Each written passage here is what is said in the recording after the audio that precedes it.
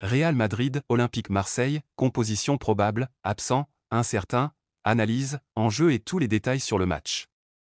Ce mardi 16 septembre 2025, les regards de toute l'Europe seront tournés vers le mythique Santiago Bernabéu, théâtre d'un duel attendu entre deux institutions du football continental. Pour la première journée de la Ligue des Champions 2025 à 2026, le Real Madrid, désormais dirigé par Xavi Alonso, accueille l'Olympique de Marseille de Roberto De Zerbi. Les Madrilènes abordent ce rendez-vous européen dans une dynamique idéale, après 4 victoires en autant de rencontres de Liga, dont la dernière contre la Real Sociedad, 2-1, lors de la 4e journée, l'équipe arrive avec le plein de confiance. Côté marseillais, la préparation s'annonce tout aussi solide. Les hommes de De Zerbi restent sur une démonstration face à Lorient, 4-0, au Vélodrome, confirmant leur montée en puissance avant de se mesurer aux géants espagnols. Cette confrontation réveille d'ailleurs des souvenirs. Le dernier duel entre les deux clubs remonte au 9 décembre 2009, toujours en phase de groupe de la Ligue des Champions, lorsque le Real Madrid s'était imposé 1-3 au Vélodrome. 16 ans plus tard, les trajectoires ont changé, mais l'enjeu reste le même, marquer d'entrer les esprits dans une compétition où chaque point compte. Le coup d'envoi sera donné à 21h, heure locale et française, soit 19h GMT, 15h en Haïti, 19h au Sénégal, au Mali et en Côte d'Ivoire, et 20h au Congo-Brazzaville. Le Bernabéu s'apprête à vibrer, dans une soirée où le Real Madrid veut affirmer ses ambitions européennes, tandis que Marseille rêve d'un exploit pour lancer sa campagne.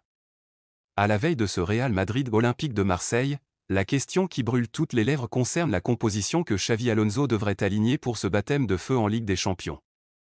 Le technicien basque sait qu'il doit jongler avec un effectif d'une richesse exceptionnelle, mais également avec quelques absences de poids qui viennent influencer son schéma tactique. Les absents et incertains, un casse-tête à gérer. Le Real Madrid doit d'abord faire face à plusieurs absences confirmées. En défense, Antonio Rudiger, pilier incontournable de l'axe, manquera à l'appel en raison d'une blessure, ce qui oblige Alonso à repenser son dispositif défensif. Sur le flanc gauche, Ferland Mendy, autre joueur d'expérience, est également forfait, ce qui ouvre la porte à une titularisation du jeune Álvaro Carrá. En attaque, le joyau brésilien Endrick, arrivé cet été, n'est pas encore disponible pour ce rendez-vous. À ces absences s'ajoutent deux incertitudes majeures, Jude Bellingham et Eduardo Camavinga. Le premier, véritable moteur offensif du Real depuis son arrivée, pourrait manquer ce choc, ce qui obligerait Alonso à miser sur la jeunesse d'Arda Güler dans le rôle de meneur axial. Quant à Camavinga, son éventuel forfait pèserait sur la densité du milieu madrilène, mais Dani Ceballos semble prêt à prendre le relais. Le schéma choisi, un 4-2-3-1 équilibré. Malgré ces contraintes, Xavi Alonso conserve son système de prédilection, le 4-2-3-1, un dispositif qui permet au Real de conserver une structure solide tout en exploitant les qualités offensives d'un trio créatif placé derrière l'inévitable Kylian Mbappé. Courtois, le mur incontournable. Dans les cages, aucune surprise, Thibaut Courtois retrouve son rôle de dernier rempart. Sa présence est plus qu'un simple atout, elle est une garantie. Après de longs mois compliqués à cause d'une blessure grave, le Belge est revenu à son meilleur niveau et sa stature rassure l'ensemble de la défense. Face à Marseille, son autorité dans les airs et son sens de l'anticipation seront cruciaux, notamment face à un avant-centre remuant comme Igor Pexao. Une défense remodelée. La ligne défensive madrilène affiche un visage inédit. À droite, l'arrivée de Trent Alexander-Arnold continue de susciter une immense attente.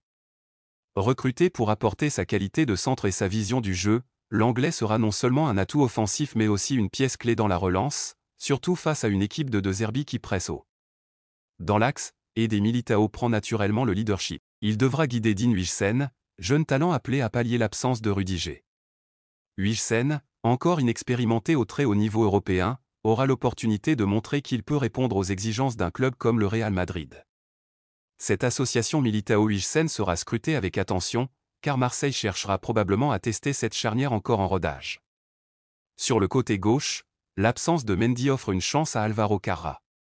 Jeune latéral issu de la formation madrilène, Carrá représente un pari de Xavi Alonso. Son enthousiasme et sa fraîcheur peuvent dynamiser le couloir gauche, mais il devra gérer la pression du Bernabéu et la menace que représente Mason Greenwood dans son secteur.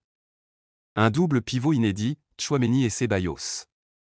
Au milieu, Xavi Alonso devrait aligner Aurélien Tchouaméni en sentinelle. Véritable récupérateur, le Français sera chargé de couper les transitions adverses et de donner le tempo. À ses côtés, Dani Ceballos prendrait le rôle de relayeur gauche.